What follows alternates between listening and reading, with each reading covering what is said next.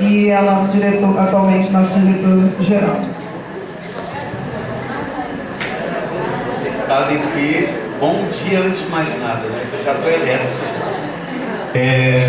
Como vocês sabem, eu não gosto de falar no microfone. Já tenho voz pra caramba, então é melhor eu evitar às vezes.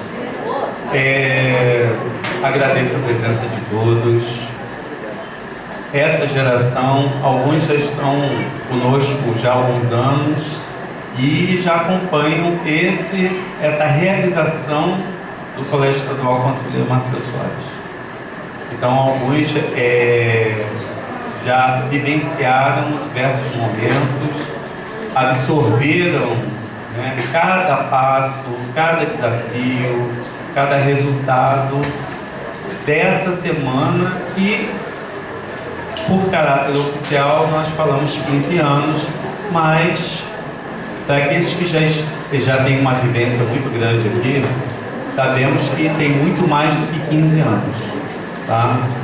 Até estará conosco aqui, e está hoje aqui conosco a professora Marilena, que é uma das iniciadoras de todo esse trabalho aqui. Nós sabemos que 15 anos foi muito mais o aspecto do um ano simbólico, porque esse trabalho é bem anterior a 15 anos.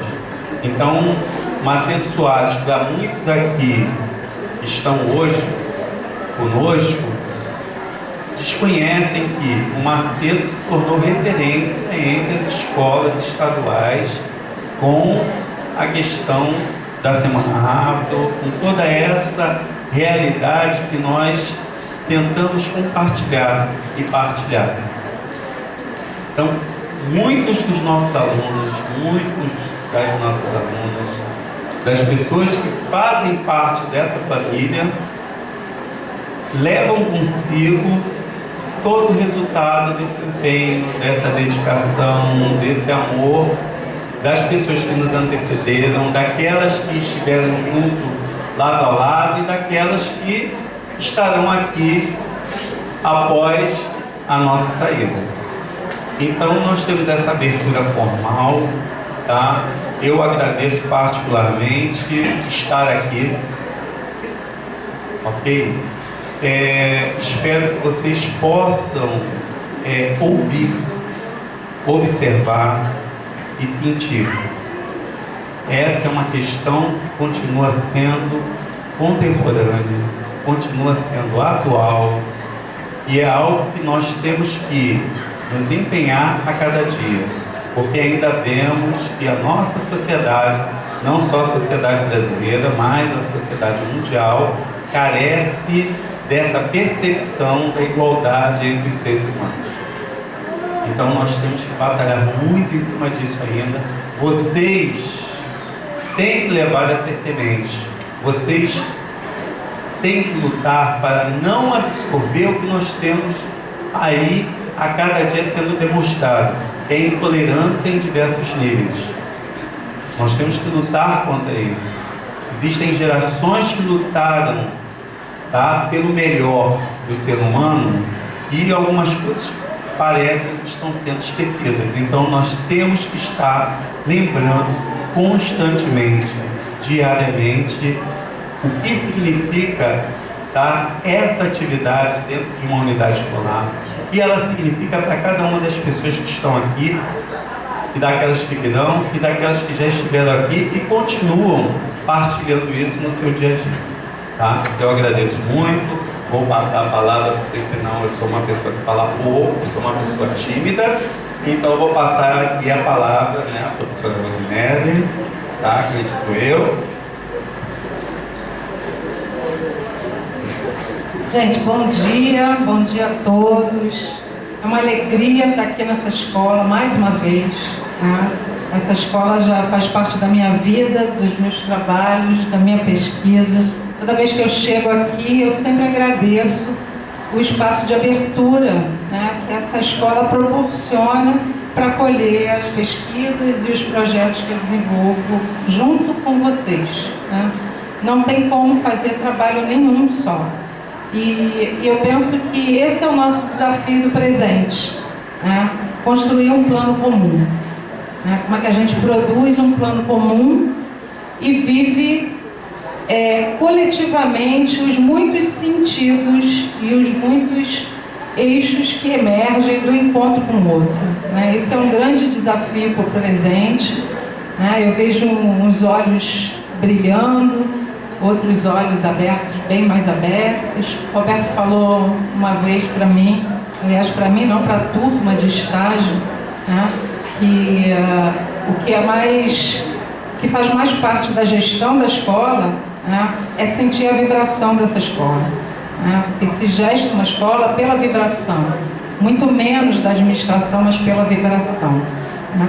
Mas eu estou aqui também porque eu sou professora da Universidade do Estado do Rio de Janeiro, já vou fazer 16 anos de UERJ, e penso sempre a formação perspectivada pela invenção. Muitas dessas invenções foram produzidas aqui dentro, tá? Aqui dentro dessa escola. E estar na escola para mim é algo único. Não sei pensar e fazer a formação de professores fora do chão da escola. Tem que ser dentro da escola, junto com vocês, produzindo esse espaço. E a UERJ está vivendo um momento muito delicado. Eu não sei se vocês já ouviram, né? Mas a UERJ hoje, ela não só resiste, mas ela luta para existir, né? Eu acho que cada um de nós também tem essas lutas diárias para existir. E o que o governo do Estado está fazendo já não é mais uma crise, é um ataque.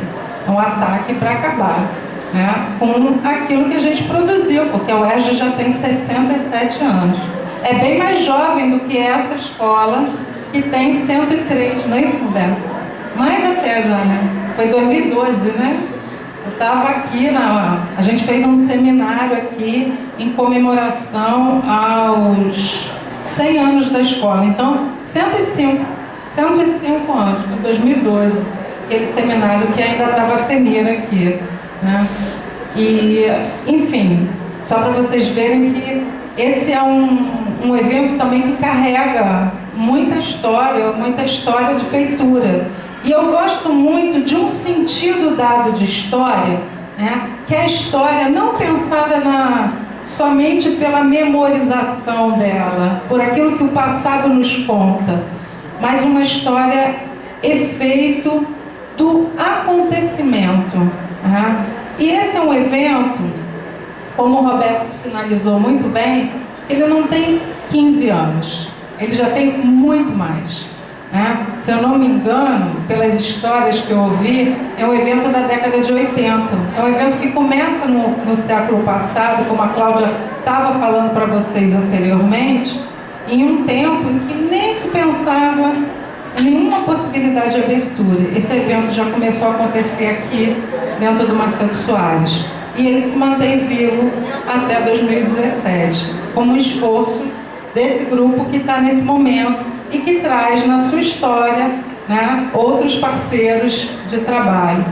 Então, fazer a história como uma acontecimentalização do presente é tornar uma escola vibrante, uma história, vibrante daquilo que acontece no presente. Né? É uma história como uma certa presentificação. Né? Falar da Semana Afro hoje, em que muito já se tem, né, de movimentos e de lutas, parece uma coisa usual, mas não é. Ainda há necessidade de luta desses micromovimentos, quaisquer que sejam eles, inclusive pela luta da escola pública, né? Porque eu acho que esse movimento da Semana Afro também carrega a luta da escola pública no nosso país. E eu tenho muito orgulho de dizer que eu só cheguei onde eu cheguei porque nesse país tem escola pública. Porque eu estudei, como vocês, né, meu ensino fundamental numa escola pública, né, o meu ensino médio numa escola pública, eu fiz universidade numa escola pública, meu mestrado, meu doutorado em universidades públicas. E corre-se o risco disso não acontecer mais. Então, acho que a minha fala também é um certo fala-ato, né? Uma fala-ato para provocar movimentos, quaisquer que sejam eles, mas de suscitar atenção ao presente.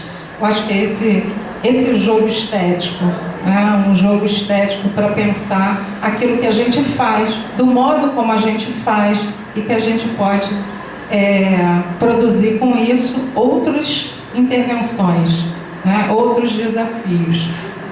E nesse movimento eu fico muito feliz de ver esse auditório cheio, né, de jovens. Também me sinto sempre muito jovem, eu brinco com isso já há muito tempo, mas o tempo vai passando, né? E a gente vai nessas brincadeiras ficando ultrapassado também. Mas de estar aqui para a gente poder produzir e conversar, né? Conversar sobre a questão afro, conversar sobre essas micro-relações que nos passam, que nos atravessam, para que a gente possa inventar outros mundos, né? Outros mundos são possíveis e são vocês também que vão produzir esses outros mundos. Um ótimo evento, uma excelente semana para a gente. Estamos precisando de ar. Um beijo bem carinhoso, Claudinha, para tocar esse processo todo. Tá?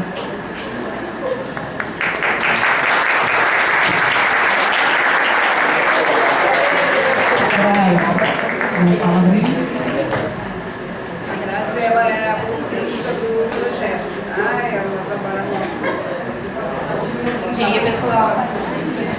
Bom, hoje nesse dia muito importante aqui para mim também, já é a terceira vez que eu participo.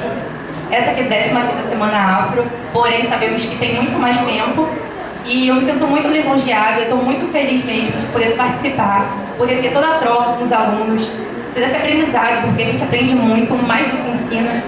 E eu sei que essa causa é muito importante, porque a Semana Afro, as pessoas realmente sofrem muito preconceito. A pessoa, no caso, eu digo, sobre a cultura mesmo, ela não sofre preconceito apenas pela cor, mas sobre sua cultura, religião, sua etnia, sua raça.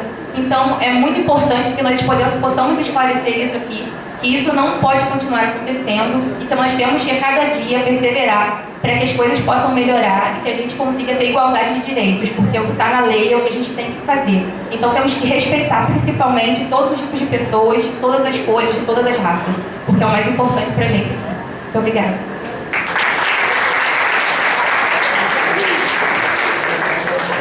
Serei breve, mas tem um texto.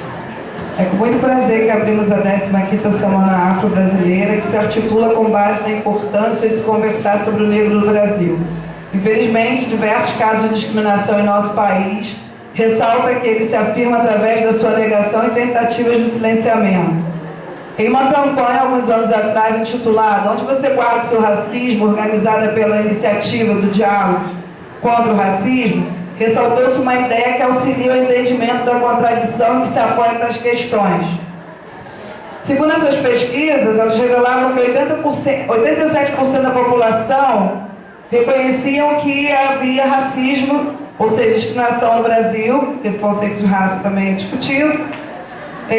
Estamos usando esse conceito de raça dentro do nosso projeto, com base também naquilo que os ativistas consideram como importante. Porém, 56% dizem que não são racistas, que não são preconceituosos quanto aos negros. Logo se chega a um ponto relevante da campanha, ou seja, existe discriminação sem discriminador, isto é, sem racista. Compreendemos o valor da Semana Afro-Brasileira aqui na escola como uma forma de contribuição aos debates, mas principalmente como um trabalho que une luta, ação, pesquisa a partir dos diversos modos de fazer. Atualmente, alguns estudiosos aplicam o termo étnico-racial, destacando-se uma dimensão que se baseia na história, na cultura e cotidiano da população negra do Brasil. Contudo, apesar de toda essa preocupação com todos esses conceitos, o que mais importa é ver que a situação da população negra ainda merece toda a nossa atenção. Os terreiros ainda são agredidos, as zeladoras, algumas são queimadas. O nosso assunto dentro da escola nem sempre é muito compreendido. Ainda me perguntam todo ano, vai ter Semana Afro? Para quê? Por que a gente não faz uma Semana Branca? E temos professores de história aqui dentro, que são excelentes, que já trabalham essas questões há muito tempo.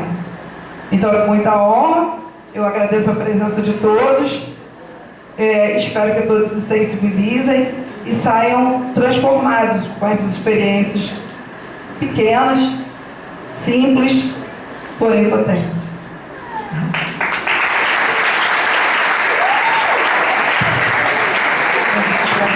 Os pais da mesa, convidamos então Marilena Peluso, foi professora aqui do Marcelo Soares, com muita honra que estamos recebendo, com muita felicidade. A professora Yolanda Oliveira, que é do programa de pós-graduação da UF, vamos recebê-los com muito carinho.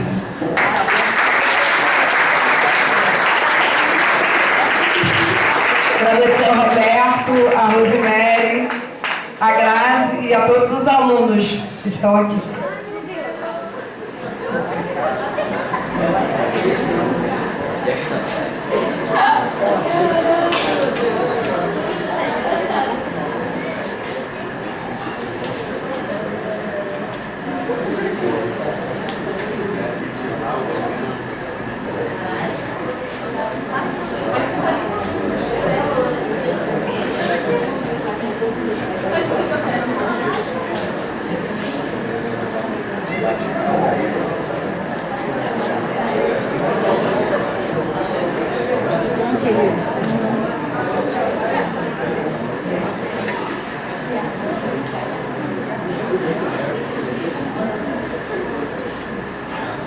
Bom dia a todos, todas. Em primeiro lugar, eu quero agradecer o convite da nossa querida professora Cláudia e dizer da minha alegria de estar aqui, junto dos alunos, junto de professores, nessa escola que vivi intensamente e que para mim é um orgulho estar aqui nessa 15ª Semana Afro, que algumas pessoas com muita coragem e raça trazem nossa nova edição.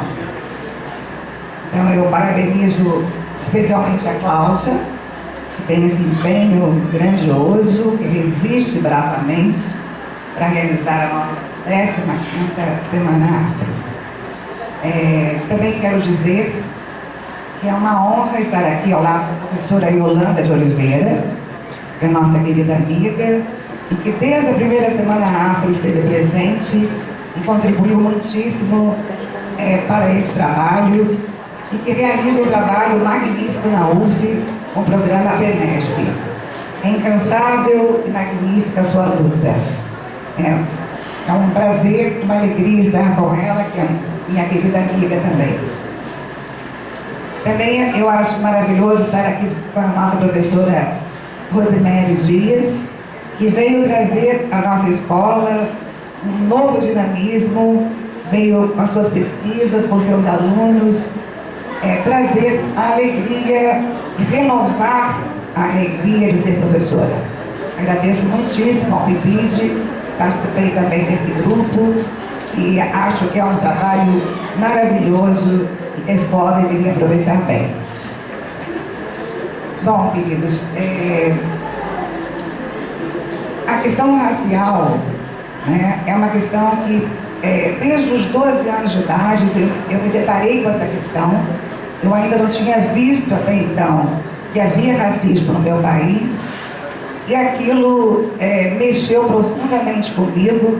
Eu falei, como é que pode ser um país que se diz cristão, ser racista, discriminar outro, né? Então isso foi uma coisa que depois na faculdade eu tive a oportunidade de ver que era um dos piores problemas do Brasil, porque como é que pode termos um país negro, o segundo país negro do mundo, só tem um país que é mais negro que a gente, que é a Nigéria. Como é que pode um país ser negro e negar a si próprio, né? Negar a sua identidade, negar a sua origem africana. Hoje sabemos que o homem é africano.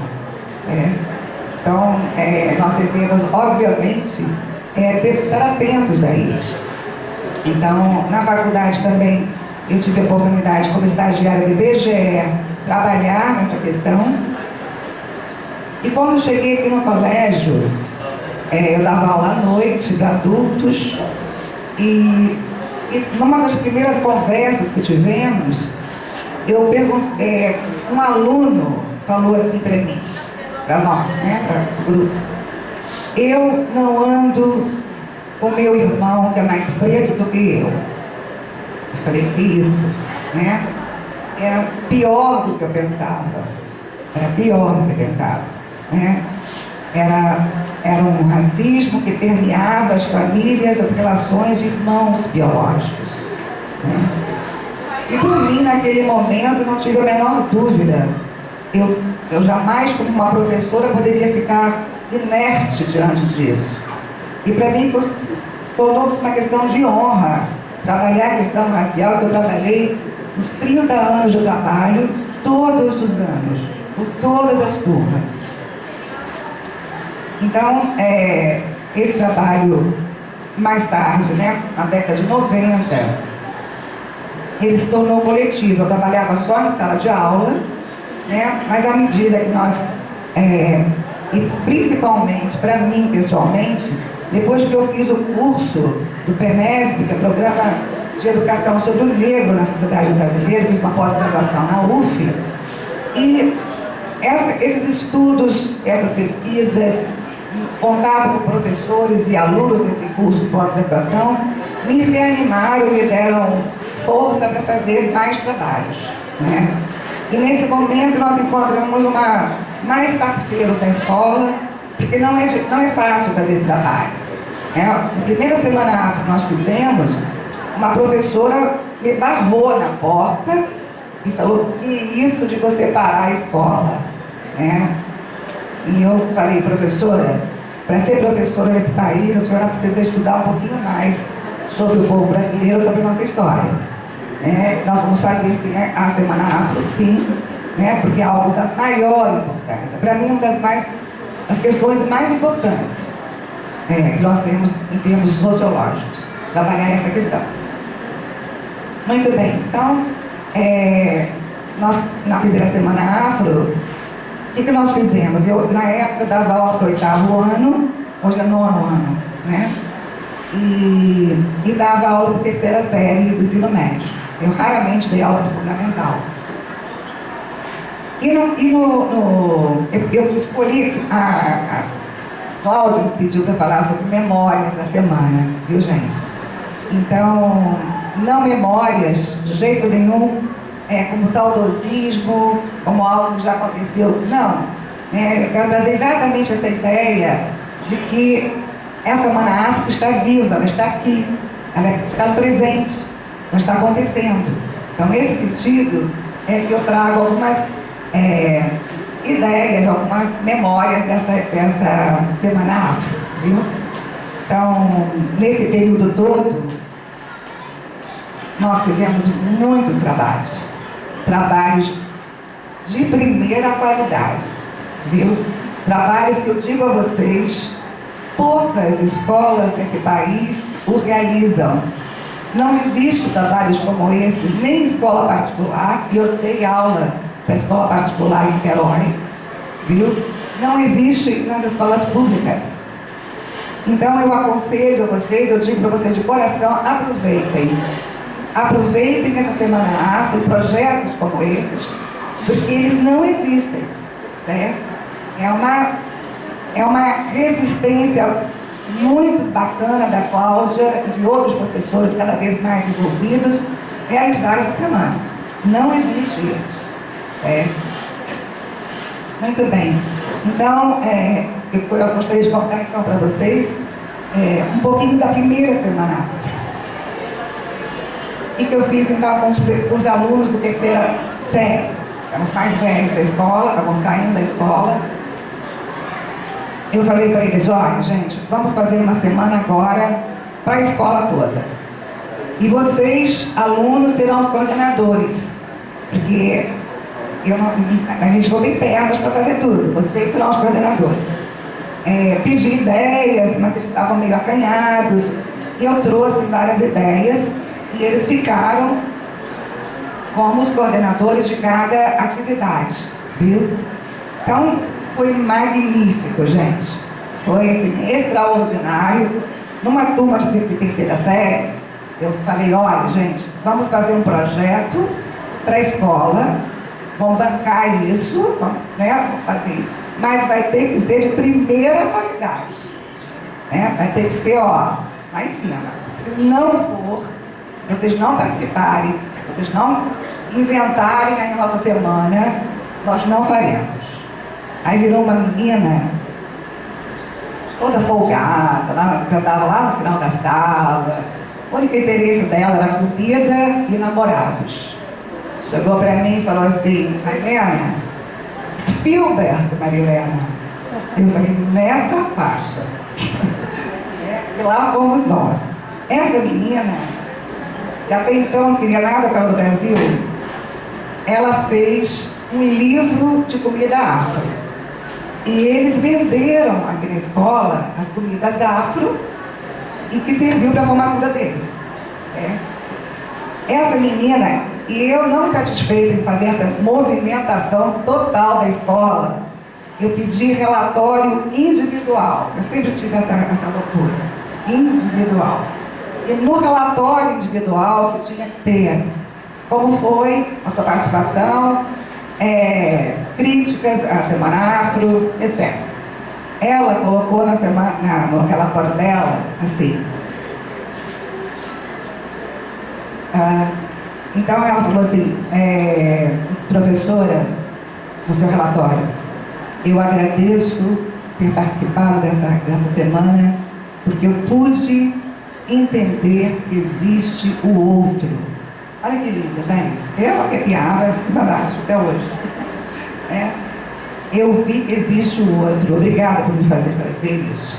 Tá? Muito bem. Então nós fizemos... nós fizemos nessa época, e tivemos também a sorte de ter uma professora de teatro na escola naquele momento. E eu pedi a Yolanda, né, e ela me cedeu exemplares do livro chamado A Cor da Ternura. Vocês conhecem? A Cor da Ternura, lembra? E aí a Yolanda cedeu alguns exemplares para a gente, para a escola. Passei para o grupo interessado em fazer teatro, da professora, fizeram a adaptação e fizeram magnificamente uma apresentação teatral aqui. Nós tivemos vários sketches e a apresentação dessa peça foi linda. E uma coincidência muito legal é que depois da Semana Afro aqui na escola, a UF estava encenando a mesma peça. Olha que legal. Né? Nós fomos convidados e eu levei o grupo todo para a UF para ver uma outra adaptação do mesmo livro, A Cor da Ternura. Muito bem. Então, os alunos também organizaram a sala de vídeo. Eu não sei como é que está agora, né? Mas eles organizaram a sala de vídeo com cartazes lindos, criativos, belos. Um deles, me lembro que eu vi o cartaz do ano passado aqui, era um mapa do Brasil, escrito que país é esse. Né? E os alunos assim: gente, professora, por que a gente... Eu queria achar negros, afinal de contas, esse país estatisticamente é 50% branco e 50% negro. Né? Mas a gente sabe que é mais afro. Certo? Por exemplo, eu sou afro. Né? Mas na minha certidão está que eu sou branca. Eu não sou branca, eu sou afro-brasileira. Certo? Então, esses cartazes, o que eles fizeram? Não tinha nas revistas. Eu falei: por que será, né, gente? Nossas revistas ou tem negros. Né? E aí nós resolvemos vocês, não tem fotografias de negros, o que a gente vai fazer? Então eles saíram fotografando os seus familiares, né, e colocaram fotografias dos seus familiares nesse mapa do Brasil. E na sala de vídeo, a gente passava vídeos sobre a questão racial e todos eles eram os coordenadores, viu? E passávamos vídeos, e esses vídeos havia depois um debate coordenado por esses alunos, certo? Muito bem. E, então, isso era uma parte que era muito instigante também, né? Uma outra coisa importante foi na sala de exposição que nós fizemos aqui. Gente, nós literalmente pegamos na vassoura e nos rodos, todo mundo, certo? Nós desmontamos uma sala aqui na frente do auditório, que era só de entulhos, e limpamos tudo e fizemos uma sala linda de exposição. Nessa sala tinha até livro de presença, né? Uma professora Fátima, na época, que era toda ligada e participou bastante com a gente, nos ajudou muito, né? E nessa exposição, nós fizemos uma exposição de revistas afro, na época tinha a revista Raça, de livros sobre a questão racial, e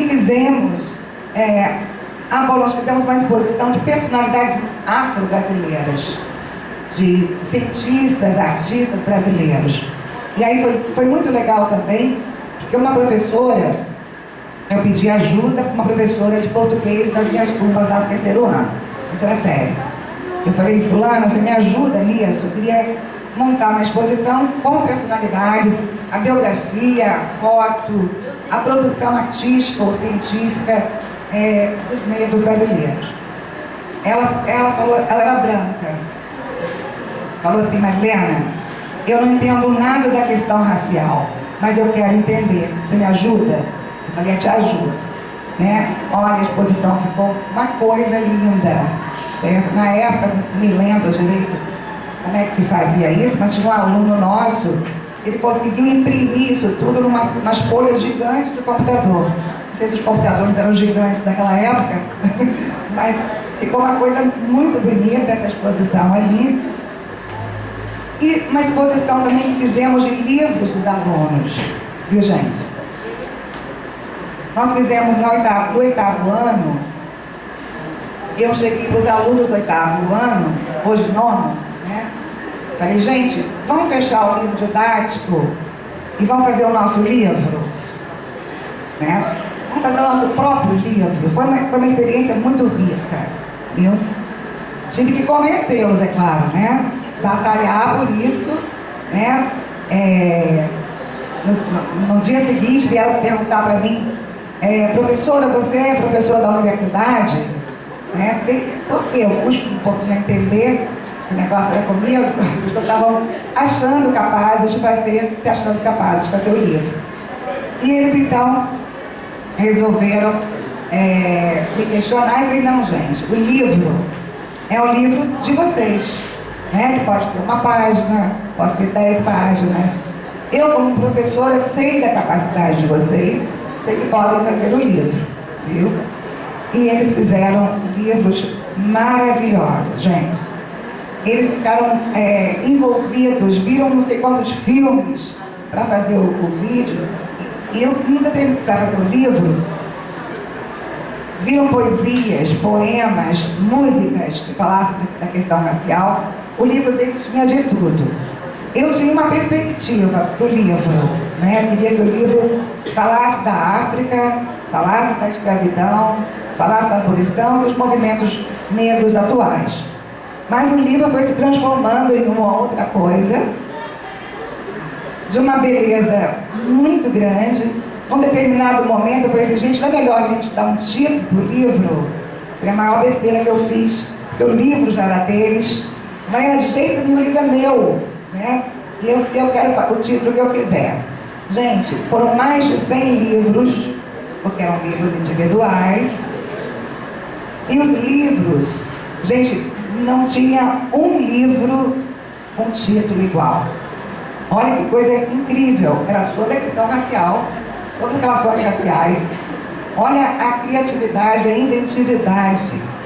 A Universidade Federal Fluminense, a biblioteca, quis expor os livros dos nossos alunos. Mas na época eu estava viajando e eles não liberaram o livro se eu não estivesse presente, porque o livro era deles. Certo? Então o livro, ele acabou não sendo exposto na UF por causa disso.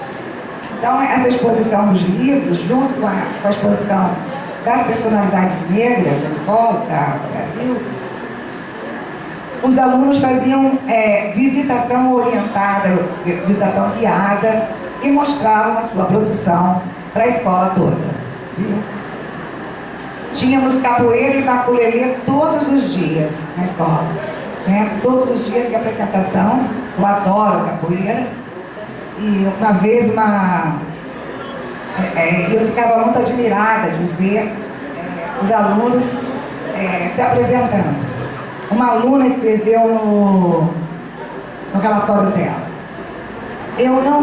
ninguém me disse que a professora Marilena gostou da capoeira. Eu vi no olho dela. Então, olha que lindo, né? Eles viram como eu tinha admirado aquele trabalho e como aquilo era importante. Viu? Tá bom. Então, gente, também dizer para vocês isso, né? Que a nossa Semana Afro sempre tivemos personalidades negras. A professora Yolanda sempre participou, sempre deu maior força, desde a primeira Semana Afro, está aqui agora com a gente da 15ª, né? E dizer para vocês, assim, nesses anos todos, muitas outras invenções vocês tiveram, muitas outras coisas aconteceram, muito profissionalismo, a questão mais profissional, né? Cartazes lindos, maravilhosos, né? E só dizer para vocês que fazer a Semana Afro é só para a gente sair da coisa parada, da coisa velada, né? É não deixar passar a nossa vida, certo? É encarar isso, é ver isso, é fazer qualquer movimento, né? Mesmo que seja simples, mesmo que seja localizado, ele tem uma grande repercussão para além dos muros dessa escola. Viu? Eu desejo a todos vocês que tenham, que persistam, né, em suas vidas, em seus trabalhos, né, que consigam fazer algo, né, de preferência com alegria, com puríssimo amor, porque é isso que nos impulsiona, isso que nos move. Tá bom? Um grande abraço para todos.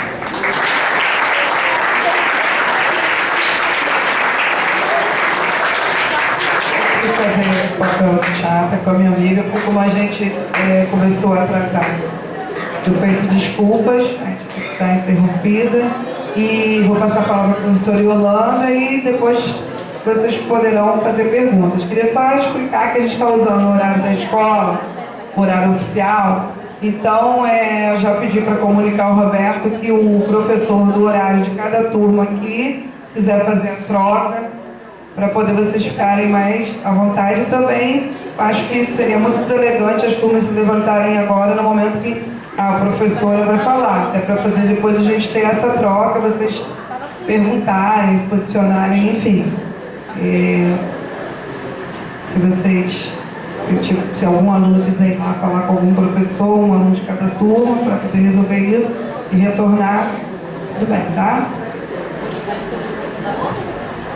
Então, bom dia a todos, né, e a todas. Eu quero agradecer muito a Claudinha pelo convite para estar aqui no colégio, né?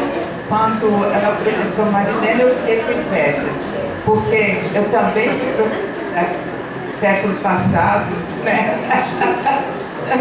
e então, a educação básica é um espaço no qual eu trabalhei muitos anos. Eu não vou ensinar, né? Todo o trabalho que a gente faz hoje é realmente um trabalho. Eu não entendo a universidade desarticulada da educação básica, né? Temos aqui a professora que trabalha aqui com o PIBID, é um trabalho assim muito grande, mas não tem como fazer diferente, né? Mas então, eu vou pedir licença que eu vou falar lá de baixo, porque eu quero acompanhar o vídeo.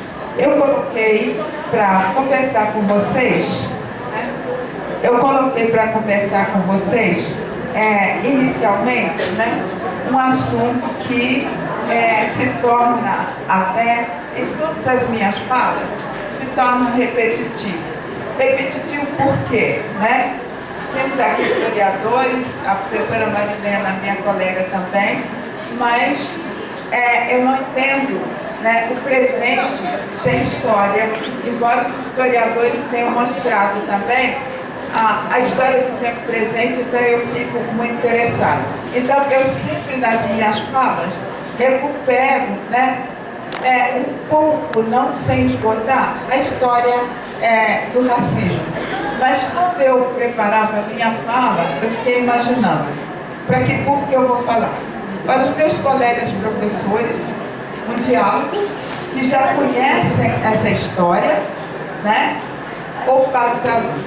Então, eu peço licença aos meus colegas, mas eu vou falar para vocês, né? E os nossos colegas depois, então, poderão fazer o diálogo junto comigo sobre aquilo que a gente vai colocar. Então, ali nós colocamos relações raciais no contexto da diversidade humana. Nós estamos num período, né, hoje, em que a educação principalmente, mas a sociedade de modo geral, ela verifica não somente, né, aquilo que nós humanos temos de igual, mas aquilo que temos de diferente, nossas particularidades.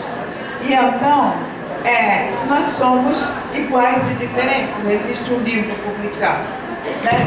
Nós somos seres humanos, mas acontece que existem diferenças raciais. Nós temos os que têm necessidades especiais. Nós temos os homoafetivos que estão aí também.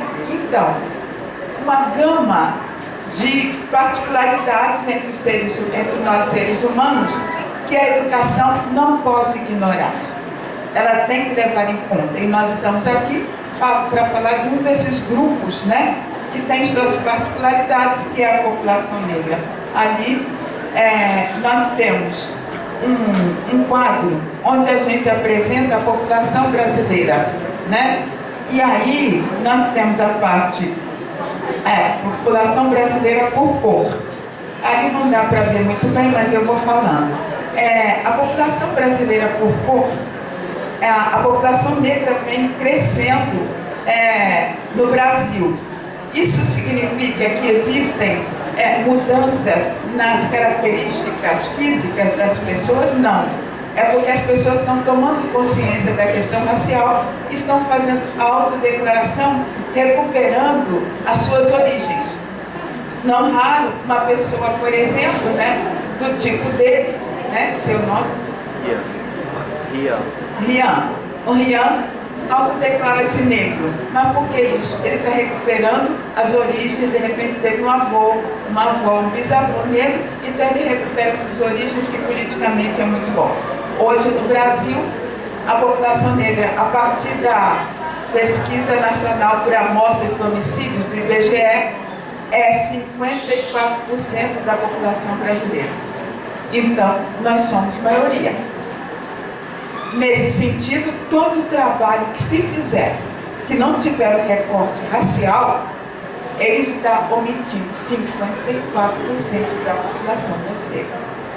Isso é muito forte, o que significa racismo, sem dúvida, né? Então, vai passar.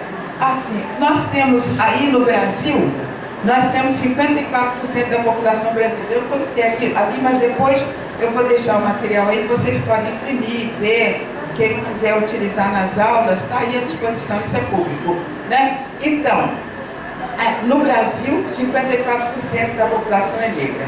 Quando a gente chega na região sudeste, que é a nossa, então a população branca, ela é maior do que a negra. E no estado do Rio de Janeiro, nós temos majoritariamente a população negra, correspondendo mais ou menos a 54%.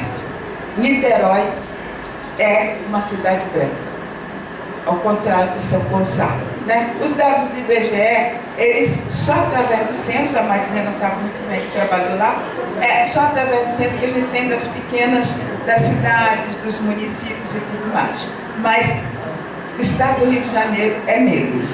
Ali nós temos um gráfico que vai mostrando, né, a situação da população brasileira por cor, raça.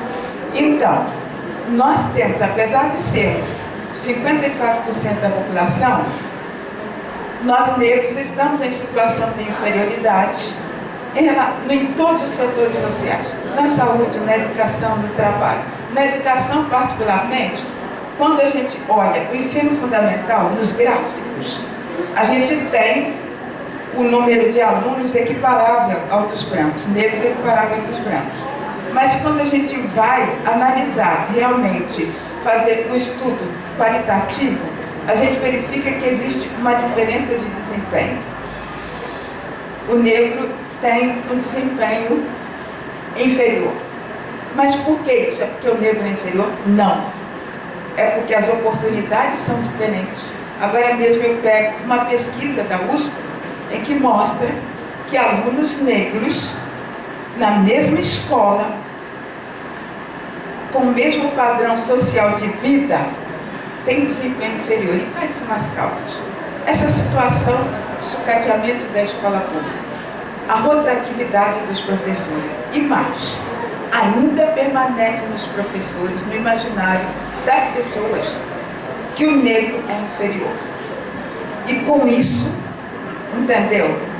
O desempenho escolar é igualdade de condições, para o negro ainda é inferior. Então nós temos que verificar, mas por que isso?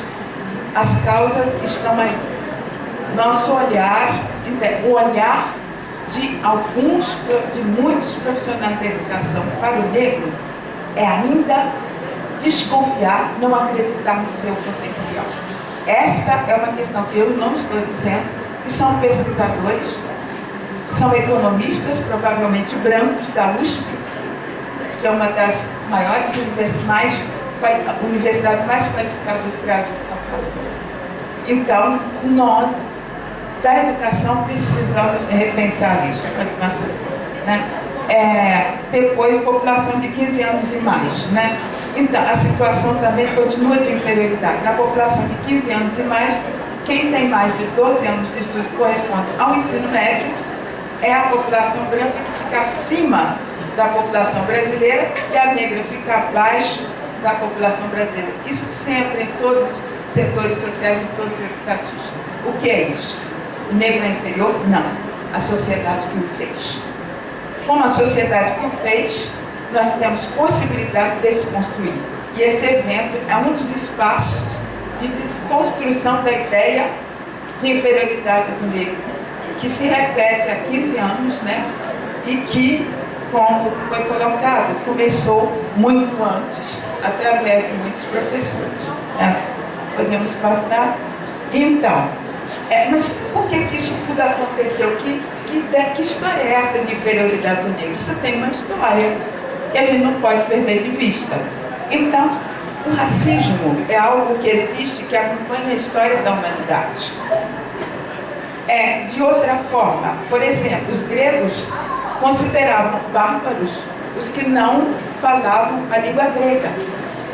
Eles diziam que as pessoas que não falavam a língua grega não tinham pensamento articulado. Mas que história é essa? Isso é racismo. Não contra a cor da pele, mas contra a linguagem, que é uma expressão social, uma invenção social, né? Depois, na Idade Média, na Igreja Católica, quem não era cristão também era bárbaro. Então, era um racismo contra uma questão religiosa, que permanece até os nossos dias, né? Essa questão que está aí colocada e que causa, assim, uma violência muito forte. A gente está vivendo isso hoje, né? E depois, com a conquista que a Europa fez, a conquista da Ásia, da África e das Américas, né? Encontros diferentes. Então, eu me lembro muito bem, né? Quando eu vejo aquele quadro, a primeira missa no Brasil, que vocês devem conhecer, me choca muito, porque ali os europeus encontram com os indígenas, né, e os consideram inferiores. Mas os indígenas já tinham uma religião que foi desrespeitada e coloca a religião católica e vem os jesuítas catequizar. Isso é uma violência cultural, porque os indígenas já tinham suas formas de cultuar o sagrado, que tinham que ser que respeitar, né? E aí começa, nessa época dos grandes descobrimentos, né, o João Filho dos Santos, que faleceu há pouco ano, naquele livrinho O que é o Racismo, conta. Começa o racismo contra a cor da pele, os diferentes. E o que acontece no Brasil? Como é que o Brasil começa essa história? O Brasil começa trazendo, na época da abolição e da República, né, em que a gente tem os negros oficialmente libertos, porque os negros já tinham conquistado a libertação em 1888, só 5% da população negra que era escravizada. Os 95% já tinham sido, mas de qualquer modo, o 13 de maio é um marco que está sendo abandonado completamente, mas a gente já tem pesquisas que recuperam as festas para comemorar o 13 de maio na Primeira República, logo depois da abolição. Mas é um marco, por quê? A população negra já tinha conquistado, através de suas diferentes formas de resistência, a sua libertação, mas era preciso oficializar isso. A partir dali, está documentado, é um documento oficial. Alô? E não tem problema nenhum comemorar o 20 de novembro e o 13 de maio. A professora Renata Moraes, ela fez a pesquisa, ela é da UERJ, fez a pesquisa de doutorado dela, recuperando o que foi o 13 de maio para a população negra. E foi realmente uma festa. Mas quando chega na década de 70, o movimento negro, ele retira o 13 de maio e coloca o 20 de novembro. Muito bem colocar o 20 de novembro, mas não há nada. É legítimo comemorar também o 13 de maio, porque foi ali que o negro foi oficialmente liberto, né? E nós temos depois o seguinte: como é que é essa história? Essa história chega no Brasil, né? Os intelectuais brasileiros da época, eles consideram que trazem essas teorias da Europa para o Brasil e então vão dizer, olha, negros e indígenas são inferiores. É preciso exterminar essa população inferior. E, de um lado, a universidade dizendo isso, do outro lado, o governo brasileiro, que não documentou um apartheid, como houve na África do Sul, nos Estados Unidos, mas ele tomou providências para continuar a imigração, para promover o branqueamento da população brasileira, né? E então todas as políticas, ao invés do governo fazer um projeto para incorporar a população negra na sociedade, com todos os direitos dos brancos, apesar de que a situação também era muito grave para os brancos pobres, ele faz um projeto de extermínio da população negra e indígena. E então, o que acontece? Através do ideal de branqueamento, pode passar, através do ideal de branqueamento. O que é esse ideal de branqueamento? É exterminar as populações negras e indígenas através da mestiçagem. Uma mestiçagem cultural, que já vai em processo e continua hoje, e a mestiçagem biológica, fazer desaparecer os corpos negros e indígenas, que o governo brasileiro assumiu, vamos dizer assim, mantendo, estimulando e continuando a estimular a imigração europeia branca, que era também selecionada. Os europeus que vinham para cá não podiam, por exemplo, ser sindicalistas dos seus países. Eles queriam branco que se submetessem às regras nacionais, né? E ali tem várias falas de alguns franceses que eu vou deixar para vocês. Pode passar? Pode passar também. Então, o Brasil incorporou essa ideia, né? Pode passar também. Século XIX, né? Abolições também pode passar, né? Aqui a gente tem um quadro que vocês devem conhecer muito bem. É chamado A Redenção de Campo, né? foi um artista espanhol que estava no Brasil em 1895 e fez esse quadro. O que significa esse quadro? Vocês vejam bem, à direita tem uma mulher negra, no meio uma mulher mestiça com o neném no colo, e lá um homem branco, confortavelmente de pernas cruzadas. Então a interpretação é que a partir de 3 gerações a população negra desapareceria. Em 1895, uma mulher negra, e quando a gente tem uma fotografia mais nítida, aparece que ela está descalça. Se ela está descalça, é porque ela é escravizada ainda. Mas a filha já é mestiça, então já clareou. Com o marido branco, ela tem o filho branco. Então é considerada, houve a redenção da população negra. Essa ideia, né, por isso muitos interpretam, depois a gente dá a palavra a vocês, tá bom? Muitos interpretam, né, isso aqui como nasceu a criança branca. Então a população negra foi liberta. Isso é uma ideia que tem origem na Bíblia, mas não, eu vou deixar o texto para passar um pouquinho, mas não como a partir da igreja, né? Então está ali, né, a fala da igreja que fala sobre Cã, que o pai bebeu, plantou uma vinha e depois bebeu e dormiu nu. E Cã veio, viu o pai nu e foi chamar os 2 irmãos. Os 2 irmãos vieram, mas de rostos desviados, com um tipo lençol, e cobriram o corpo do pai. Quando o pai acorda, ele sabe que Cã fez o viu nu e chamou os irmãos. Então ele amaldiçoa Cã. E aí, fora da igreja católica da Bíblia, né, se disse que os descendentes, e amaldiçoou Cã. Então se diz que os negros são descendentes de Cã.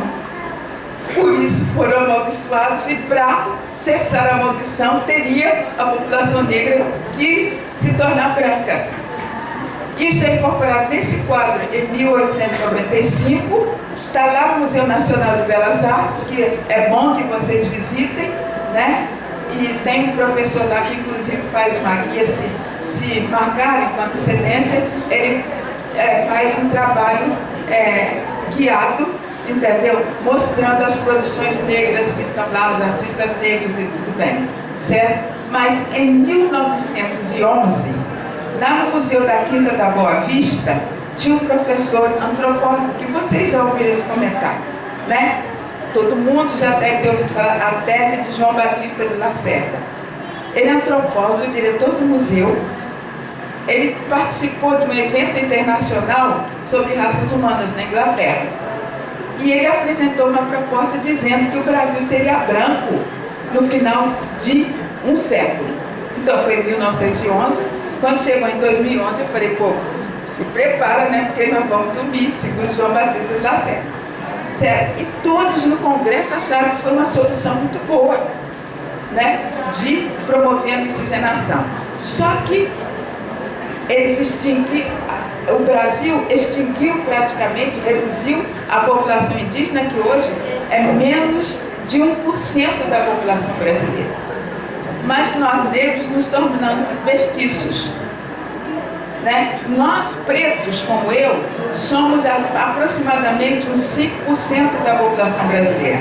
Mas a grande maioria, que faz com que a população brasileira seja 54%, é de mestiços, que a cada momento eles reconhecem pela autodeclaração de marca a sua negritude. Né? Pode passar. Ali, violência e racismo que vocês estão vivendo aí. Vocês são jovens, e os jovens negros estão numa faixa etária de risco. O genocídio de jovens negros aumentou. É uma barbaridade. Um país decente, ele tem o genocídio de jovens aproximadamente de 0%. Muito menos que 1%. No Brasil, O genocídio de jovens negros, por pesquisa realizada em 2012, aumentou. É 3,5%. O Brasil é o país que mais mata jovens, e jovens negros na faixa etária de vocês. Vocês não podem ser vítima desse genocídio. Entendeu? É preciso que a gente lute para combater o racismo, porque se existe algo errado, o primeiro culpado é o negro. E ele às vezes não tem nem oportunidade de provar que não é. Essa é a nossa realidade hoje, e nessa faixa etária de vocês é a mais ameaçadora. Então vocês têm que pensar nisso, se proteger, não se expor a determinadas coisas, que é uma fase que vocês estão construindo as suas identidades, que vocês querem ser diferentes.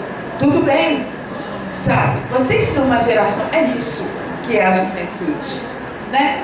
É reconstruir, rever, desconfiar daqueles valores que nós adultos colocamos.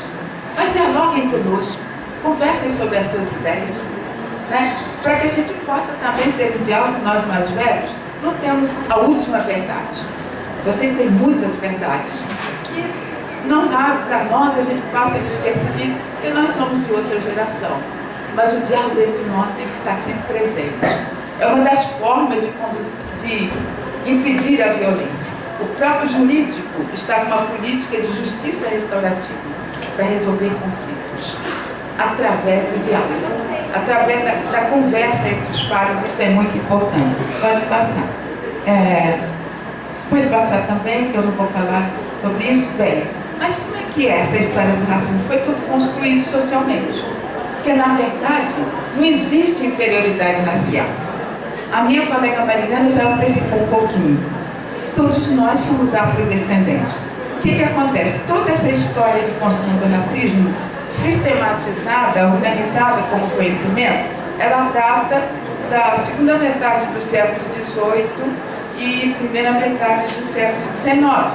E o Brasil incorpora essa ideia de inferioridade racial dos não brancos no século XIX, né, no final do século XIX. Mas o que acontece? No século passado, no século XX, nós, claro, sabíamos que não há inferioridade racial. Por quê?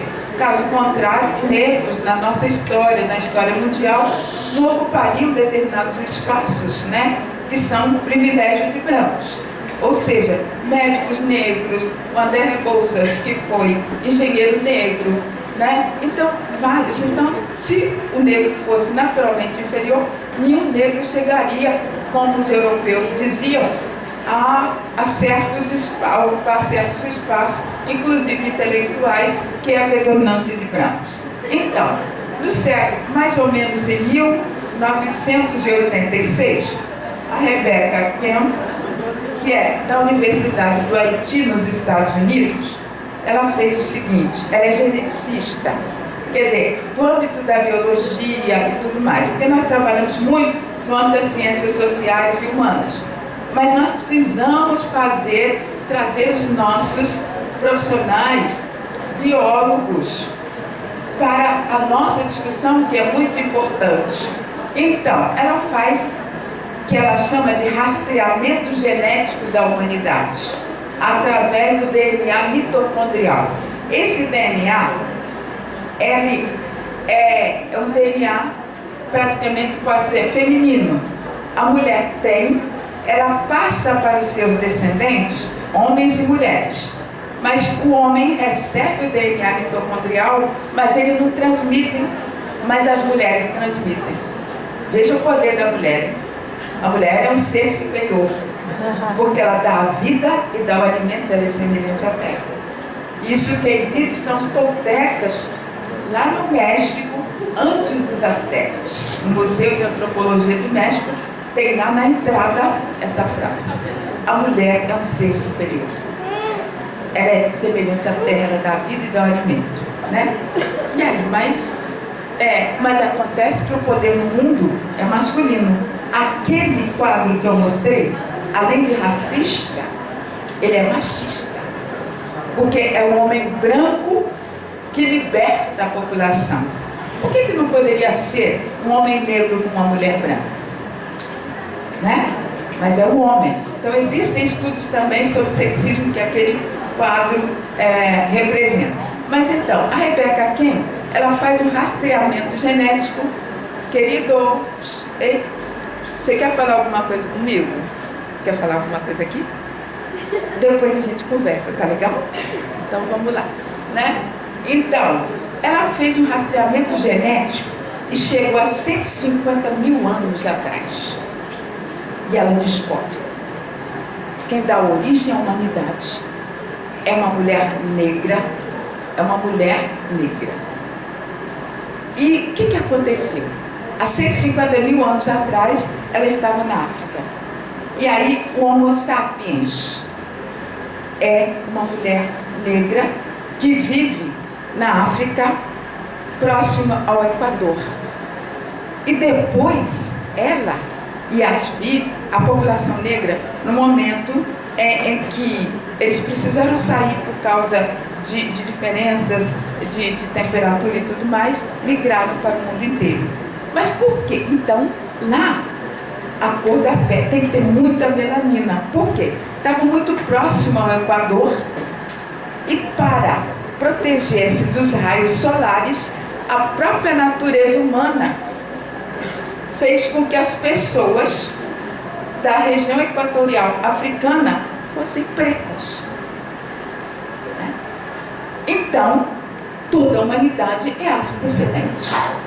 Porque todas as pessoas do mundo descenderam dessa mulher, que se fala, alguns falam, a Eva genética.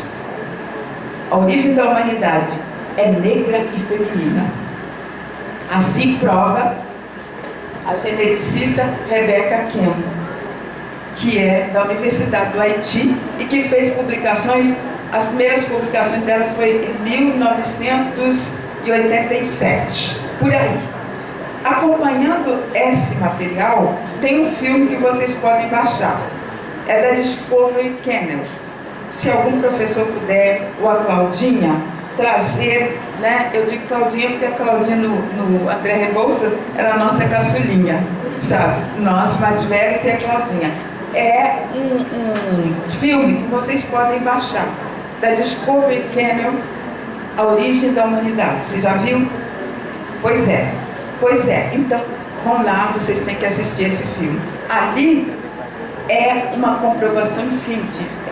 Geneticistas, antropólogos trazem essa ideia. Então, por que a cor preta? Por que nós temos mais melanina na cor da pele? Porque a origem africana, muito próximo ao Equador, sol muito quente. A melanina, a cor da pele, é um protetor solar natural. É um protetor solar natural. Por que o câncer de pele atinge muito mais as pessoas brancas? Porque elas não têm esse protetor solar natural. Gente, nós pretos não podemos nos expor ao sol. O sol não é bom demais, não é bom para ninguém. Mas nós precisamos para criar vitamina D, né? Quando a gente vai ao médico, tá falta de vitamina D, toma sol, né? Justamente por causa dessa relação que o homem tem com o não humano, certo? Então, vejam bem, mas essa cor da pele, que é um protetor solar natural, que a ciência prova, virou estigma de inferioridade. Chegou o preto, chegou o mal, chegou o preto é ruim, todas as qualidades negativas. Isso foi invenção da sociedade, né? E a Rebecca Ken e mais, né, a Lina Jablonski, que é antropóloga, ela foi estudar a questão da cor da pele, né, e mostra que é um protetor solar natural. Mas o que acontece com essa população africana nas regiões equatoriais? Há um momento de congelamento desse espaço, falta alimentos, e essa população, para sobreviver, teve que migrar para outros espaços do mundo. Esse filme mostra muito bem. E migrando, foi ocupando o mundo inteiro. Alguns se separaram e nunca mais se encontraram. E foram ocupando outras regiões. Quando chega nos polos, aí, ao invés do sol muito quente, existe o gelo. As regiões polares são diferentes das regiões equatoriais. E nessas regiões polares, para sobreviver, a população tem que perder a melanina para facilitar a penetração do sol e formar a vitamina D que é preciso para a sobrevivência. Nesse período de migração da África Equatorial para o resto do mundo, a população humana quase desapareceu, porque muitos não resistiam. Eram longos caminhos percorridos, uma série de contratempos que ocorriam e muitos morreram. Houve um período, né, em que era mínimo, quase foi extinta, mas depois ela continuou a existir. Então, a cor da pele teve que mudar para adaptação ambiental. O ambiente nos polos é diferente da região equatorial. Então começa a população a perder a melanina e aparece a população branca. Mas o branco de olhos azuis, ele tem origem africana. Então todos nós somos afrodescendentes, né? O que acontece? Então tem a cor da pele, mas tem o nariz. Meu nariz é mais largo do que o seu. Por que isso, hein? Nariz chato, que às vezes a mãe põe um grampo pregador, né, para afilar o nariz. Mas por que a gente tem narizes diferentes? Porque nas regiões equatoriais, com o sol quente, a pessoa faz um esforço maior para respirar. Alargou as narinas. Nas regiões polares, há necessidade de proteger o humano para sobreviver, que o ar não chegue frio nos pulmões. Então, o afilamento do nariz é para que o ser humano sobreviva nas regiões polares, evitando que o ar dos polos chegue frio nos pulmões. Então, ele demora mais a penetrar. Entendeu? A textura dos cabelos também, cabelo crespo nas regiões equatoriais, né? A gente vê as meninas lindas, né? Os meninos resolveram cortar os cabelos, deixar crescer. Agora é moda ser careca, né? Mas as meninas estão recuperando a sua identidade, que é muito bonita. E aí, o que acontece? É crespo por quê? Nas regiões polares, nas regiões equatoriais, o sol é muito quente. E o cabelo tinha que ser crespo para manter uma camada de ar entre o cabelo e o couro cabeludo, para manter a temperatura da cabeça. Senão a temperatura da cabeça seria muito quente e o ser humano não sobrevivia. Quando chega nas regiões polares, é preciso que o cabelo seja liso para facilitar justamente o calor, porque lá é muito frio. Então, essas diferenças que a gente tem, elas são cientificamente explicadas pelos geneticistas atuais. No Brasil, a gente tem o Pena, que é da UFMG, que traz esse conhecimento também para nós. Então, a gente precisa avançar e conhecer. Eu tenho textos do Pena, né, que eu posso também disponibilizar para vocês, que é alguma coisa que pode ser também lida e estudada por vocês, que são do ensino fundamental e ensino médio, com a ajuda do professor. O filme vocês podem assistir em casa, entendeu? Eu, se fosse professor na universidade, eu dou como tarefa. Um filme que a TV Brasil passou sobre genocídio de jovens negros, que está lá disponível, né, na TV Brasil, essa questão do genocídio de jovens negros que aumentou. Então, a TV Brasil traz essa discussão. E a escola tem a ver com isso. Sabe, depois a gente fala. Estou passando o tempo. Oi? O nome do filme é Genocídio dos Jovens? Não. Genocídio de Jovens Negros é da TV Brasil, que ela levou ao ar dia 16 de novembro do ano passado, 2016. Também dá para baixar. É fantástico, né? Sabe?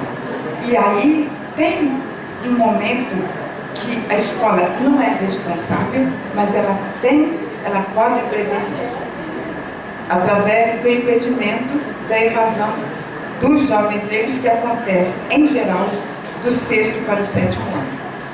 Aí a psicóloga que trabalhou durante 10 anos com jovens de 19 a 29 anos em presídio, uma psicóloga branca, ela diz: a escola, o território, vocês estão em território de risco, não se exponham.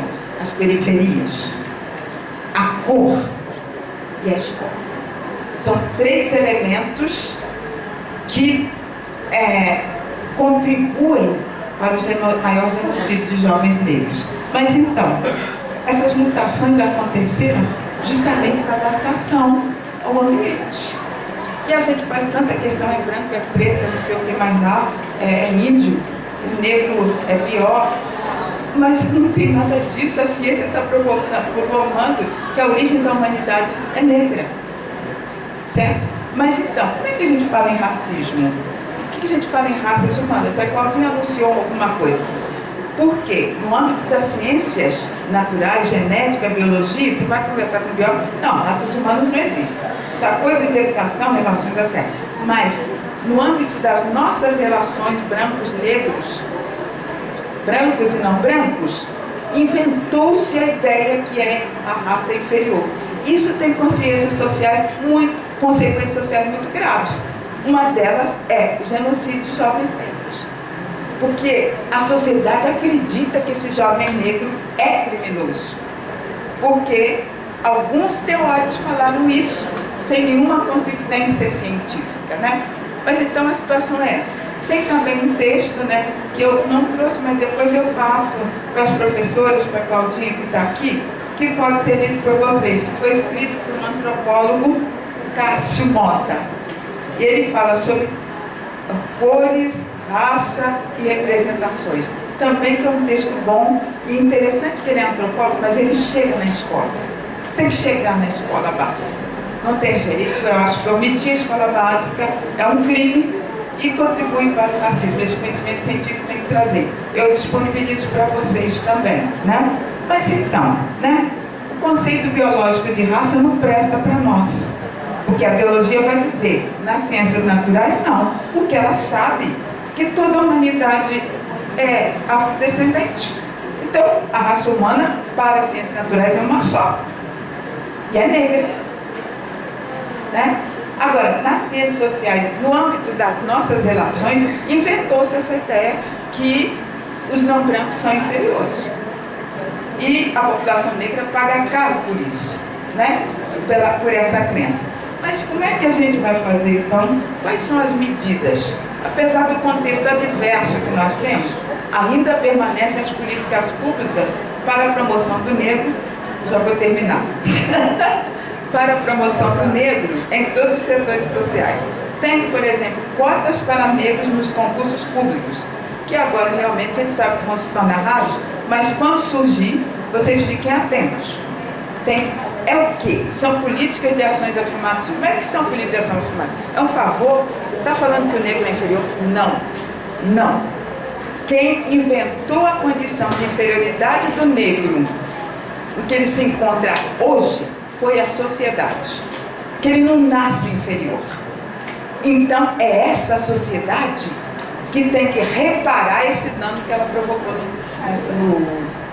na população negra. Então, ação afirmativa não é favor, é direito.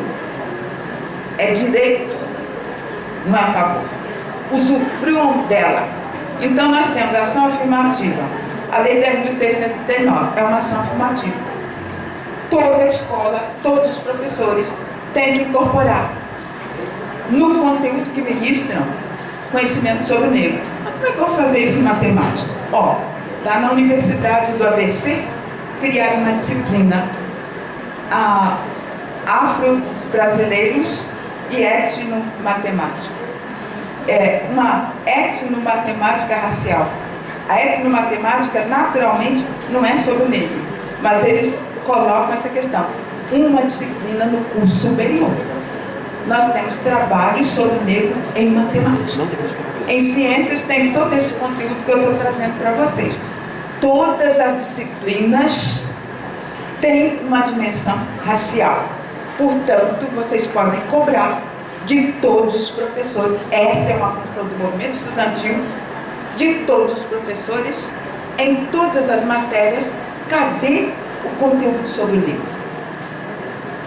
É direito de vocês, é lei. Se vocês Muitos professores naturalmente já o fazem. Aqueles que não fazem têm que questionar e mostrar que é direito, é legislação. Se ele não está fazendo, não está cumprindo a lei. Mas como é que é? Eu não sei. Procura a universidade. Nós chegamos na universidade, na UF, em Volta Redonda, na engenharia. Porque o sistema escolar é perverso. Esse conhecimento sobre o negro, agora que algumas escolas como essa, excepcionalmente, estão colocando nos currículos. Mas isso deve ser colocado desde a educação infantil, e não coloca. Então eu estive em Volta Redonda com um engenheiro preto como eu, professor, não é mestiço, é preto como eu, professor da universidade, na faculdade de engenharia, e ele declarou publicamente. Fez engenharia química, fez mestrado, fez doutorado, fez o pós-doutorado na Alemanha. E ele está fazendo o nosso curso. Porque ele disse, eu não aprendi isso. Se não aprendeu, pode aprender. O não saber é temporário, não é definitivo. Se o professor não sabe, procura os espaços, procura os meados, vá estudar. É direito, é lei. Vocês têm o direito de cobrar. É matemática, é física, é química, é biologia, essas ciências da área naturais, tem que colocar. Se não sabe, tem muito que aprender. Né? Nós temos o Cunha Júnior, que é engenheiro e trabalha muito bem na questão racial. Matemática, nós temos trabalho em química, né? Então é preciso procurar, certo? E então, essa lei 10.609, ela é uma política de ação afirmativa para alterar os currículos. É só para negros? Não, é para todos. Porque se o racismo foi construído na interação brancos e negros, ele é um problema social que todos têm a obrigação de se envolver e de combater. Não é uma questão só para preto. Eu ouvi de uma professora, infelizmente, pois é, vocês estão dando curso aqui em Volta Redonda, é um curso para preto. Não, é um curso para todos. O magistério é feminino e branco. Ué, todo professor branco, negro, amarelo, azul, seja lá, tem obrigação de colocar. Eu não sei muitas coisas. E a gente vai dizer, sempre não sabe. Mas a gente é um eterno aprendiz. Então, a justificativa de que não sabe não é porque tem muito material aí, hoje, e é possível recuperar isso. Né? Outra política de ação afirmativa é a ação afirmativa na universidade.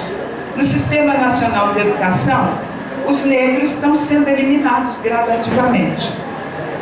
No ensino fundamental, 6º ano, no ensino médio, muitos não terminam o ensino médio, mas a universidade tem políticas de ações afirmativas para negros, para indígenas, e vocês têm esse direito de, quando se inscreverem, né, no Enem, na universidade, fazerem opção pelas políticas de cotas, para concorrer pelas cotas. Eu tenho que terminar, né? Ah, sim, então eu já vou fechar. E também eu trago aqui outra oportunidade, pode passar agora no outro arquivo. Eu tenho aqui, quais são as formas de ingressar? Tem pré-universitário social da UF. Estão abertas as inscrições para quem está em 2018 no 3º ano ou quem já saiu. Então, quem vai cursar 2018 o 3º ano do ensino médio, pode procurar, eu vou deixar com vocês a divulgação, tem o endereço até dia 15 de dezembro. Para se inscrever, tem uma documentação para apresentar e é uma forma de aumentar a presença negra. Aqueles que não são negros também podem se inscrever, que é pré-vestibular social, que era, vejam bem, vamos tirando o negro. Esse pré-universitário era pré-vestibular para negros e carentes. Gradativamente, vocês veem como é que sutilmente vão tirando o negro fora. Agora já é pré-universitário social. Não se fala negro. Então, vocês veem a sutileza do racismo? Mas é aí, usufruam. É um espaço que vocês têm também, tá? Qualquer coisa, né? Me liguem, a Claudinha tem meu contato, tem o contato do pessoal do PNES, da Marilena, da professora que está aqui, Rosemary, que está aqui com vocês e que a gente pode ajudar, tá bom? Obrigada, então. Gente, eu tenho que Eu primeiro queria agradecer muito pela professora Yolanda e a professora Rosemary, a professora Marilena, que são pessoas muito ocupadas e estão aqui se disponibilizando. Então, como o Felipe falou, vamos aproveitar, ele tinha uma outra programação, vamos aproveitar essa oportunidade, porque eu sei que passou o tempo, aquela coisa toda, eu estou bagunçando a escola para variar, né?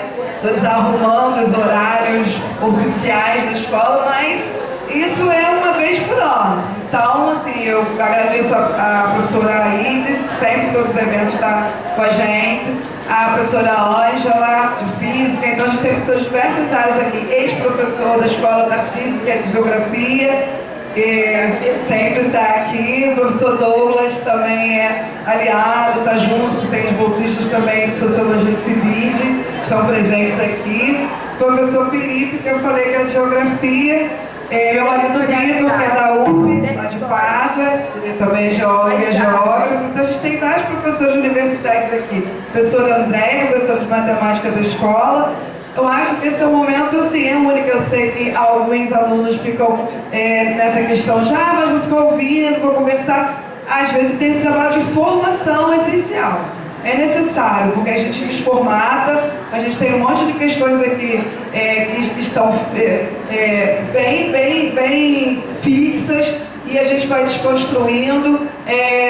Às vezes quando tem mais guerras, mesmo sou hostilizada oficialmente, não oficialmente, banco essa briga porque fiz essa escolha.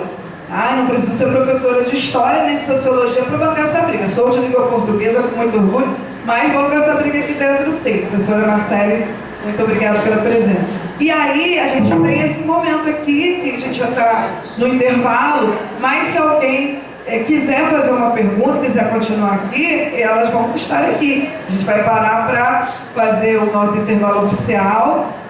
Mas se alguém quiser perguntar alguma coisa, aproveita essa oportunidade. E não é toda hora que a gente consegue trazer professores da universidade na escola básica com essa disponibilidade, disposição e com essa troca tão difícil de se fazer, né? Na situação que a UERJ está enfrentando, a professora Rosemary já falou isso pra gente. E aquela questão dos espaços de poder, né? Dos territórios de poder. Estamos aqui, nesse momento, fazendo um pouco dessa desarrumação, que parece combinada, mas que não é, mas que, como diz, né, naquela música, não é o que não pode ser, e não é, mas é. Então é um pouco isso. Se alguém quiser fazer perguntas. Ok?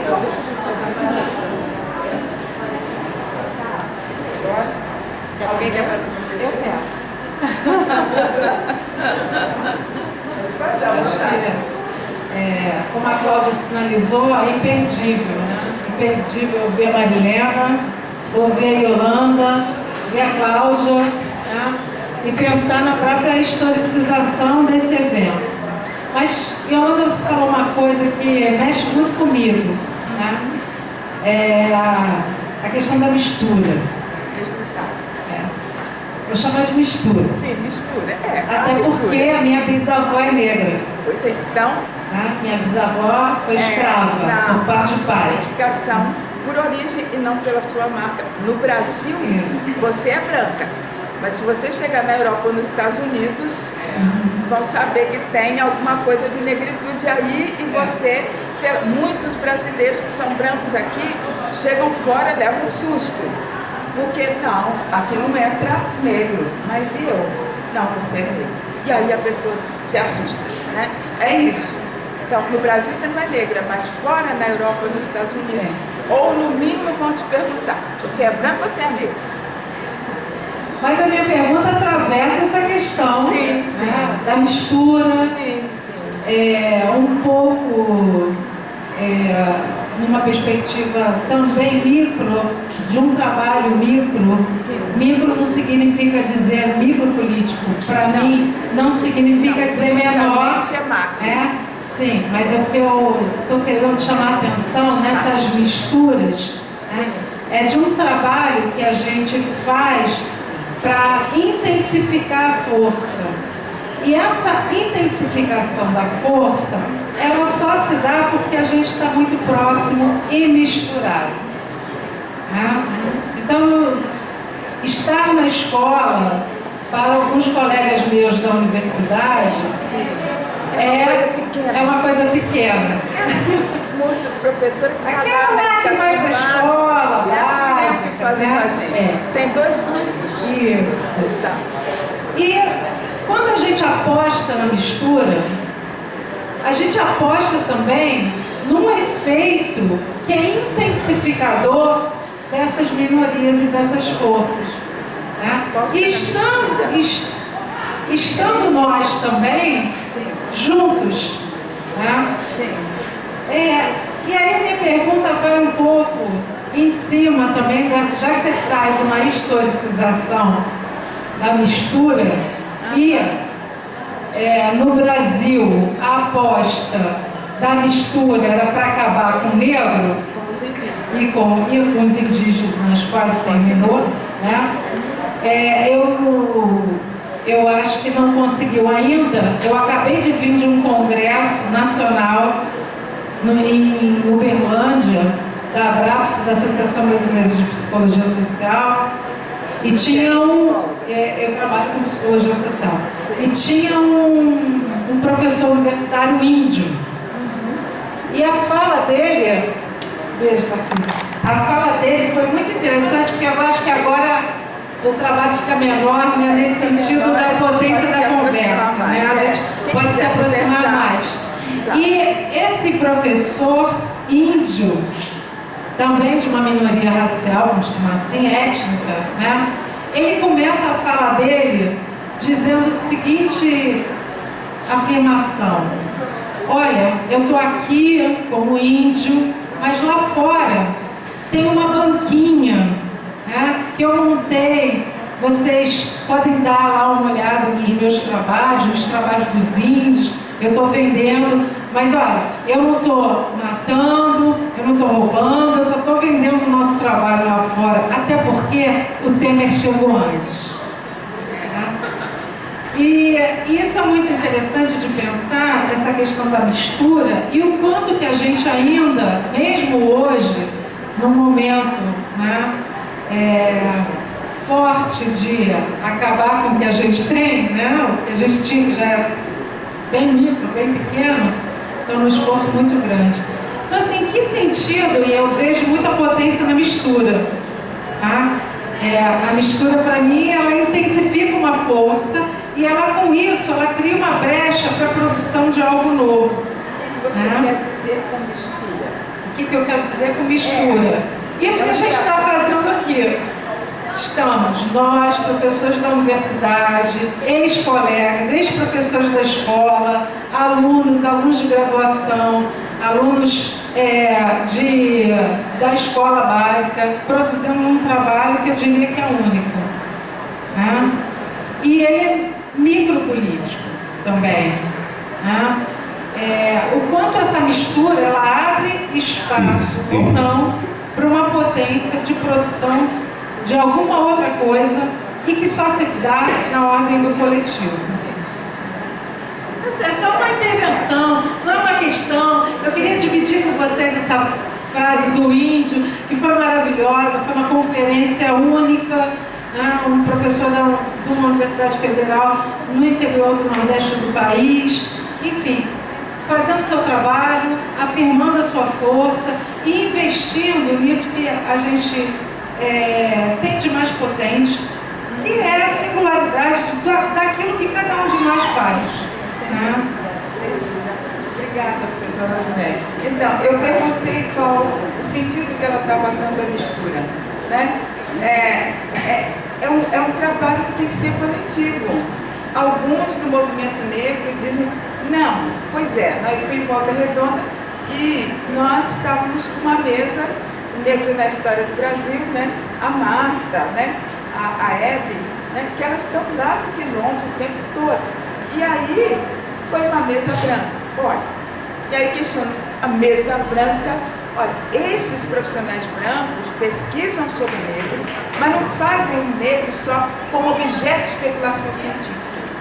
Quando o quilombo tem um problema, elas às vezes falam, Yolanda, eu estou indo lá em Vassouras, que é um ambiente escravocrata. Você chega em Vassouras, todo o ambiente, né?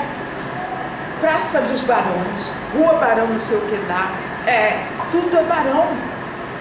Então você tem a ideia de que os escravizados não desapareceram ali. E ela sai da universidade para atender aquilo que o movimento negro está precisando, está passando. Então elas são parceiras brancas, sim, entendeu? Então é um trabalho que tem que, usando a expressão da professora Rosemary, a gente tem que misturar todo mundo. É um trabalho de todos, certo? E nós temos que ter um cuidado. Não podemos criar subgrupos entre nós. Vamos procurar nos entender e resolver as coisas de modo pacífico, no diálogo, na conversa. Porque se nós, olha, já tem tantas coisas fora contra nós. Se nós nos dividirmos aqui, é problema. É isso que eu disse. Olha, o curso não é só para ninguém, não. É para todos. É para a sociedade. O objetivo do PENED é fazer com que toda a população tenha acesso aos conhecimentos produzidos sobre o negro. E, então, a gente convida os brancos. Muitas vezes, quando eu andava para Moema, né, as pessoas perguntavam, mas o que você está fazendo com essa loura? Essa loura é alguém que pesquisa sobre o negro e que sofre discriminação na universidade por isso. Além de morar em Niterói, provinciana, ela estudava lá no FRJ, no museu, além de morar em Niterói, província. Ainda estuda sobre o negro? Escapa. Então, essa branca, né, tem que ser considerada como nossa aliada, sim. Nós não excluímos, não. Então, essa mestiçagem. Agora, eu me preocupo quando colocam assim. Eu coloquei ali diversidade, nem chamei a atenção. Diversidade. Vamos tratar do negro dentro do âmbito, aí é outro âmbito, da diversidade. Então, mistura negro, índio, aqueles que têm necessidades especiais, os homoafetivos, todo mundo junto. O que acontece? Tratam de tudo que causa menos desconforto, essa desarrumação, né, que a Cláudia aprontou aqui, quando fala sobre o negro desarruma. As pessoas saem daquilo que se fala, da zona de conforto. Porque causa desconforto entre brancos e negros. Muitos brancos ficam se sentindo culpados, não resolve, né, Maria? A gente sabe que a culpa não resolve. E muitos negros ficam tentando negar a sua negritude. Não tem jeito, certo? Então, realmente, é uma questão de todos, né? Essa mistura, sim, nas lutas contra o racismo. É importante, né? E a professora Rosemary falava sobre o índio. No início do mês de outubro, eu tive o prazer de ser convidado lá em São Luís, numa reunião anual. Vocês podem até acessar esses conteúdos, que tem um GT 21, que é Educação e Relações Étnico-Raciais, para envolver pesquisa sobre o negro e sobre os índios. E aí eu fui convidado para coordenar uma mesa de um índio, Gerson. Ele é professor da Universidade Federal do Amazonas, ele participa em Brasília do Conselho Nacional de Educação, fez o doutorado em Brasília e ele é antropólogo. Então, uma coisa linda que ele falou, a ideia, veja bem, ele recorre aos antepassados, à memória dos antepassados indígenas e traz determinados valores. Porque a mesa era sobre o bem viver para negros, índios e ciganos. Só que ele diz, eu não tenho conhecimento para abordar o bem viver negro, o bem viver cigano. Eu sou índio, eu vou falar sobre índio. E uma coisa que ele falou maravilhosa, que é o seguinte, a gente tem que estabelecer uma relação, olha que sabedoria, não somente entre irmãos. A gente tem que estabelecer uma relação com os não humanos, o que significa uma relação com a totalidade da população. Que eu fiquei muito à vontade na hora de comentar, porque eu sei que a resposta para o mundo é estabelecer essa relação com a totalidade do cosmos. E eu ouvi isso de antepassados indígenas que traziam esse conhecimento. Eu tenho que estabelecer uma relação com tudo que está aí, nesse ambiente, nesse espaço, com os animais. E aí eu tinha uma questão para colocar para ele. Realmente as relações têm que estabelecer nascidas para além do humano. Tem que estabelecer minha relação com uma pedra, com uma árvore. E aí eu pensava no seguinte, uma coisa que eu não tive resposta, né? E na cadeia alimentar? Eu tinha estado no Mato Grosso, em Cuiabá, e aí estavam muito assustados, porque lá tem Pantanal, e quando as pessoas saem, o homem foi ocupando o espaço dos animais. Então, essa é uma relação negativa. E aí, quem vai para o Pantanal, eu fui no Pantanal também, foi dessa vez outra vez, né? E aí, é o seguinte, lá no Pantanal tem as onças. Quem vai para adentrar no Pantanal, o homem, ele tem que ir armado, porque se ele encontrar a onça, que é possível que encontre, um dos dois vai morrer. É para matar ou para morrer. E eles lá estão acostumados. Mas então, um pescador foi pescar, levou uma barraca e deixou o filho de 19 anos na barraca dormindo. Ele foi. Veio uma onça, pegou o menino, comeu a cabeça, se sentindo satisfeita, pendurou o corpo no mar. A gente acha que coisa horrível, né? Mas eu já fiz muito isso com galinha. Pegava a galinha, limpa o pescoço, vai lá com a faca, né? Segura as asas dela com o pé, né? Eu sou da roça. Corta, sai o sangue, vai fazer molho pardo, junto o sangue. E come. Mas não é isso que a onça está fazendo. Mas então, eu não fiz essa pergunta a ele, porque tinha muita gente, ele ficou muito assediado, mas ainda vou fazer pela internet, né, essa pergunta. Como é que fica essa relação para além do humano, né, em relação à cadeia alimentar? Mas a gente mata a onça mata a gente, não é? É muito difícil, eu não tenho a resposta para isso, né? Mas então, como é que se estabelece essa relação com a totalidade cósmica, ao mesmo tempo que a gente satisfaz essa necessidade humana de alimentação? Eu pego alface é um ser vivo. As pessoas são vegetarianas, mas vegetariano não comer carne animal, mas como seres vivos, que são as plantas. Tem sentido isso? Então, várias questões, o professor Gerson, né, que eu quero, ele fez igual a mim, né? Ele preparou tudo no caderno. Eu tenho mania de professora primária, né? Eu preparo o primeiro caderno, às vezes digito, né? Mas eu fiquei pensando, não vou levar o caderno, sabe? Eu sempre fiz, isso aqui é um caderno verde que tem de tudo, eu não posso perder, sabe? Na UF eu tenho o guardião do caderno verde. Eu vou no lugar, caderno verde, professora está aqui, sabe? Que tem tudo. Era vermelho, acabou vermelho, estou verde. Mas então, tem essas questões, tá bem? O que a gente vai fazer, né? Mas é isso que a gente tem que fazer, estabelecer uma harmonia universal.